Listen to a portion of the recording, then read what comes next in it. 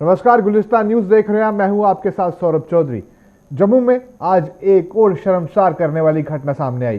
Corona के कारण मरने वाले बुजुर्ग जो कि डोडा का रहने वाला था, उसके शव को लेकर लोगों ने विरोध जताया और विरोध के कारण सीतापुर से ही उठाकर शव को वापस लाना पड़ा। इस दौरान प्रशासन भी लाचार दिखा। एक 75 वर्षीय बुजुर्ग की कोरोना के कारण मौत हो गई थी। उसके शव को मेडिकल कॉलेज के शवगृह में रखा गया था। घंटों मंथन के बाद प्रशासन ने फैसला लिया कि उसका संस्कार जम्मू के फ्लोरा दुमाना के शमशान घाट में किया जाए। इसके बाद मंगलवार सुबह 6:30 बजे मृतक के 2 परिजन और स्वास्थ्य विभाग के 2 कर्मचारी पीपी किट में सभी एहतियात बरतते हुए शव को एम्बुलेंस के जरिए शमशान घाट लेकर पहुंचे। अभी उन्होंने शव को वहां पर बनाई चिता पर रखा ही था कि स्थानीय लोगों को इसकी जानकारी मिल गई और बड़ी संख्या में लोग शमशान घाट में पहुंच गए। लोगों ने प्रशासन के खिलाफ जमकर नारेबाजी की और वहां पर संस्कार न करने के लिए कहा और वहां पर यहां तक की खबरें भी आई कि वहां पर पत्थरबाजी भी हुई।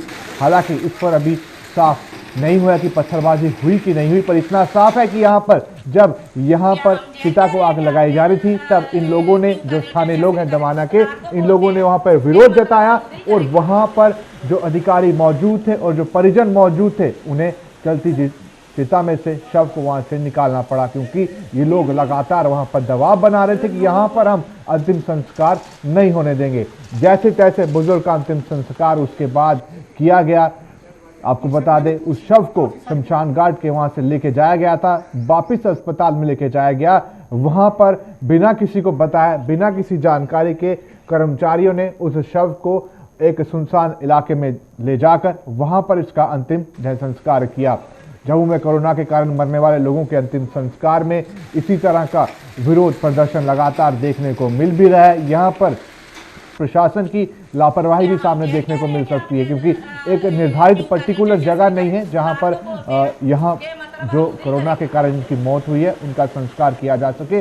और जिस तरीके से यहाँ पर एक जगह चिन्हित की गई जो फ्लोरा दुमाना में थी, वहां पर जब ये शव लेकर गए, परिजन भी इसमें मौजूद थे, साथ ही साथ कर्मचारी अस्पताल के मौजूद थे। आप देख सकते हैं वो तब की तस्वीरें हैं जब यहाँ पर शव को अग्नि दी गई, पर उसके बीच में ही दमाना के लोग वहां पर पहुंचे और इंसानियत को शर्मसार करते हुए यहां पर दबाव बनाया गया और इन लोगों को वहां से बाहर निकाला गया।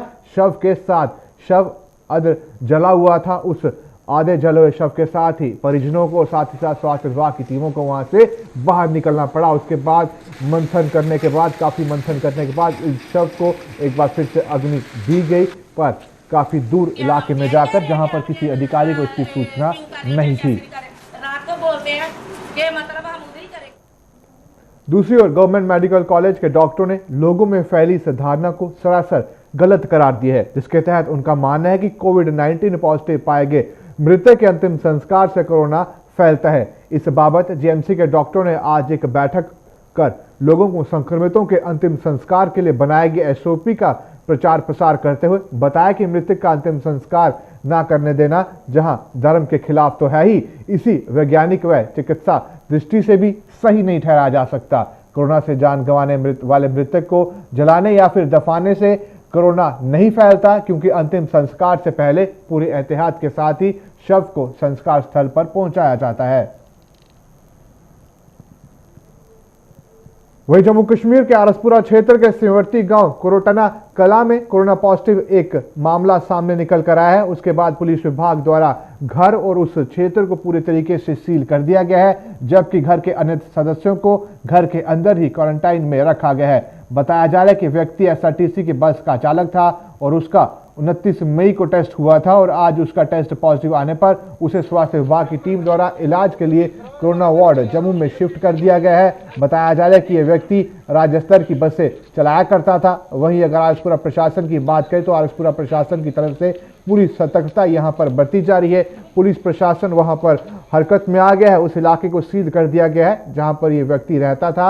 आपको बता दें, इस व्यक्ति के जो परिजन थे वो अभी भी उसी क्षेत्र में हैं, घर पर है। उनके टेस्ट के लिए सैंपल्स ले लिए गए हैं, उनकी रिपोर्ट्स अभी आना बाकी है, पर एहतियातन उस इलाके को सील कर दिया गया है। वहां पर कटीले तारे लगा दी गई है। और इस व्यक्ति के बारे में हम आपको जानकारी दें तो यह व्यक्ति यहाँ पर जम्मू से उधमपुर के लिए बस चलाता था, सरकारी बस चलाता था।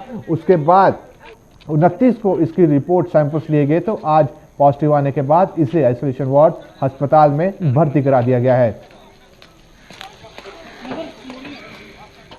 वहीं जम्मू के वेयर हाउस और कनक मंडी इलाके में काम करने वाले एक श्रमिक के कोरोना पॉजिटिव आने के बाद ये दोनों इलाके सील कर दिए गए थे, लेकिन वेयर हाउस को आज खोल दिया गया। वेयर हाउस को सोमवार को दिन भर सैनिटाइज करने के बाद आज व्यापारियों ने अपने कारोबार खोलने का फैसला लिया। हालांकि जम्मू शहर के बीचों बीच स्थित कनक मंडी को जिला मजिस्ट्रेट ने अगले आदेश तक बंद रखने का फैसला लिया है।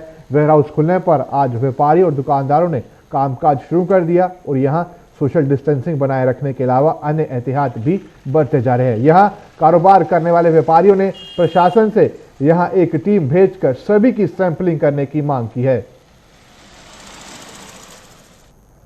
अनलॉक 1 में 8 जून से धार्मिक स्थलों को खोलने के आदेश के बाद अब जम्मू के मंदिरों में जहां श्रद्धालुओं के स्वागत के लिए तैयारियां शुरू हो गई हैं, वहीं धर्मनगरी कटरा में भी हलचल शुरू हो गई है।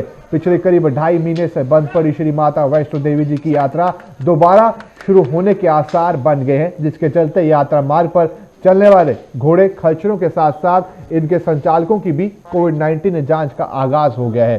श्री माता वैष्णो देवी श्राइन बोर्ड द्वारा पानगंगा इलाके में शिविर लगाकर घोड़े खच्चरों के साथ साथ इनके संचालकों के स्वास्थ्य की जांच भी की जा रही है। स्थानीय लोगों ने सरकार के फैसले और श्री माता वैष्णो देवी श्राइन बोर्ड की इस कवायद पर उसका आभार जताया है।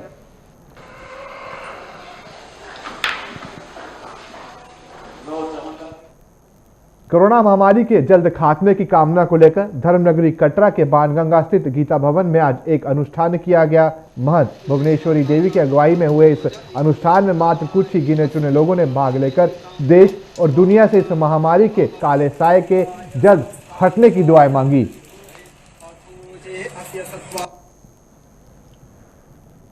वहीं जम्मू कश्मीर से प्रवासी मजदूरों को उनके गृह राज्यों में भेजने का सिलसिला जारी है। इसी कड़ी में आज आरसपुरा से आज छत्तीसगढ़ के करीब 850 प्रवासी मजदूरों की घर वापसी की प्रक्रिया शुरू हुई। स्थानीय प्रशासन द्वारा इन मजदूरों की आज स्वास्थ्य की जांच की गई और लेबर डिपार्टमेंट की हरी झंडी मिलने के बाद इन्हें छत्तीसगढ़ के लिए रवाना किया जाएगा। एसडीएम आरसपुरा रामलाल शर्मा की देखरेख में ये मुहिम चलाई गई है।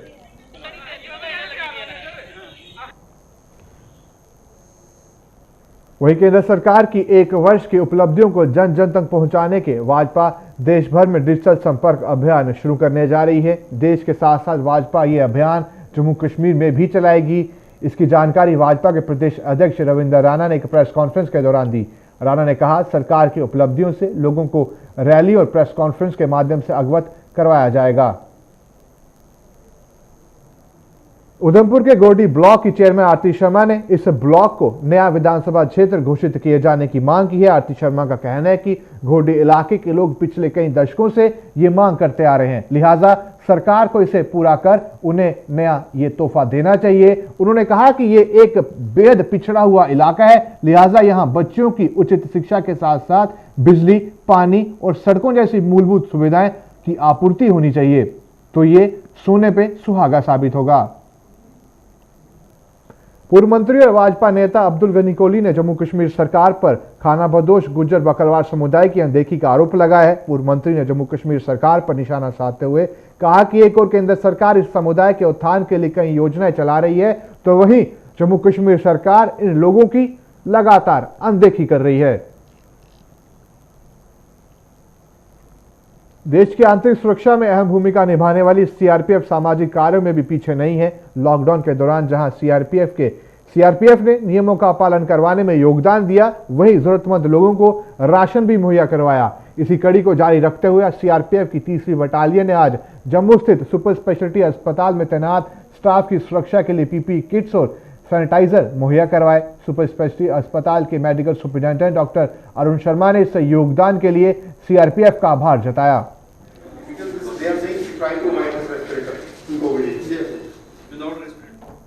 सरकार की गाइडलाइन को ध्यान में रखते हुए शिवसेना डोगरा फ्रंट ने निर्जला एकादशी पर शबील न लगाकर जम्मू में आज विभिन्न नाकों पर तैनात सुरक्षा कर्मियों के साथ साथ शहर में सेवाएं देने वाले सफाई सेवकों में पेयजल व खाने का सामान वितरित किया। बता दें कि निर्जला एकादशी के अवसर पर जम्मू शहर के विभिन्न इलाकों में लोगों द्वारा मीठे पानी की शबीलें लगाई जाती हैं, लेकिन इस बार कोरोना महामारी के चलते ऐसा नहीं हो पाया। कठुआ में आज कलाकारों ने अपने साजो सामान के साथ डीसी कार्यालय के बाहर प्रदर्शन कर सरकार से मदद की गुहार लगाई है। उनका कहना था कि कोरोना काल में हर वर्ग के उत्थान के लिए सरकार कोई न कोई योजना लागू कर रही है, लेकिन इसे विडंबना ही कहा जाएगा कि कलाकारों की अनदेखी की जा रही है। उनका कहना था कि महामारी के इस दौर में उनके साज जहां सूने पड़े हुए हैं, वहीं घरों के चूल्हे भी ठंडे हो चुके हैं। लिहाजा सरकार को उनके लिए आर्थिक पैकेज की घोषणा करनी चाहिए।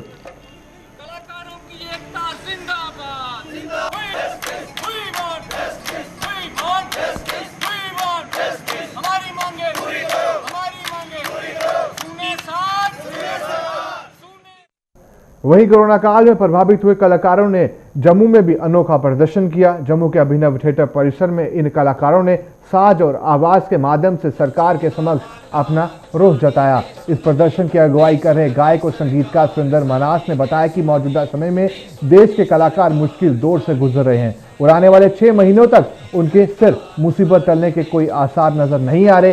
सरकार को उनकी परेशानियों को देखते हुए उनकी मदद के लिए आगे आना चाहिए। उन्होंने सरकार से कलाकारों को राहत देने के साथ साथ बुजुर्ग कलाकारों को पेंशन देने की मांग की है।